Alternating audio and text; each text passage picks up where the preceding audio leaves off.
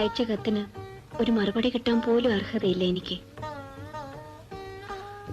നന്ദിനിയുടെ കത്തുകൾക്ക് ഞാൻ മനഃപൂർവ്വം മറുപടി അയക്കായിരുന്ന നന്ദിനിയെ ഞാൻ സ്നേഹിക്കുന്നു.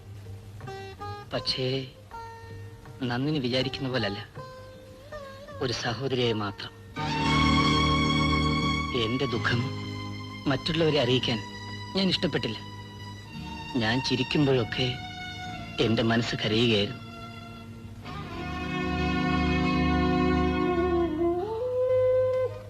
നന്ദിനിക്കറിയാമോ, ഞാനൊരു പെൺകുട്ടിയെ സ്നേഹിച്ചിരുന്നു.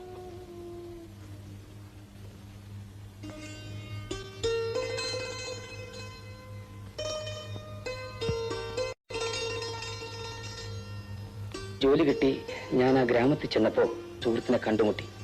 അയാളുമൊത്ത് ഞാൻ വീട്ടിലേക്ക് ചെന്നു.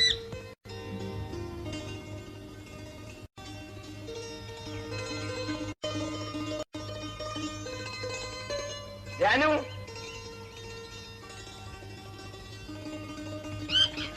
ജാനു, കുറച്ച് കാപ്പി ഉണ്ടോ?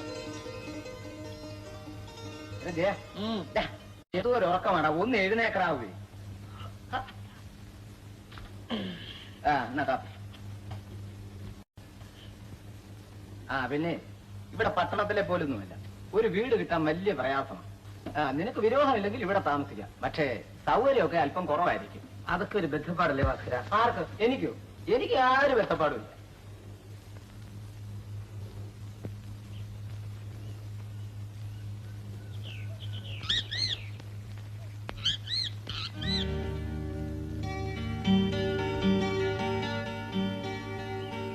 എന്താ ചെയ്യാ, തമാശയായിരിക്കുന്നില്ലയോ? ഒറ്റ പോലും ആരും പറിക്കുന്ന അവർക്ക് ഇഷ്ടമല്ല. അറിയാതെ ആരെങ്കിലും ഒന്ന് പറിച്ചു വന്നിരിക്കട്ടെ, ഉടൻ ഇദ്ദേഹം റിപ്പോർട്ട് ചെയ്യും. കൊള്ളാമല്ലോ. ഏതായാലും തൽക്കാലം വേണമെങ്കിലും ഒന്ന് പറിച്ചു. വേണ്ട.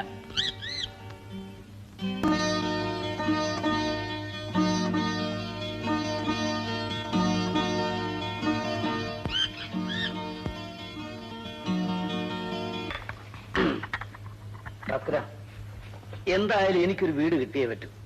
അതെന്താ, എന്റെ വീട്ടിലെ താമസം നിനക്ക് ഇഷ്ടപ്പെടുന്നില്ലേ? അതുകൊണ്ടല്ല, എന്റെ അവിടുത്തെ താമസം നിന്റെ സഹോദരിക്കും മറ്റും ബുദ്ധിമുട്ടാണെന്ന് തോന്നുന്നു. നിനക്കങ്ങനെ തോന്നാൻ കാരണം? ഞാൻ നിന്റെ വീട്ടിൽ താമസമാക്കിയിട്ട് അവൾ ഇതുവരെ എന്നോടൊരു പരിചയഭാവം പോലും കാണിച്ചിട്ടില്ല. ഞാൻ എന്ത് ചോദിച്ചാലും മറുപടി പറയാറുമില്ല. നീ മനസ്സിലാക്കി കാണുമെന്നാണ് ഞാൻ കരുതിയത്. അവൾ ആരോടും സംസാരിക്കാറില്ല. അവൾ ഊമയാണ്.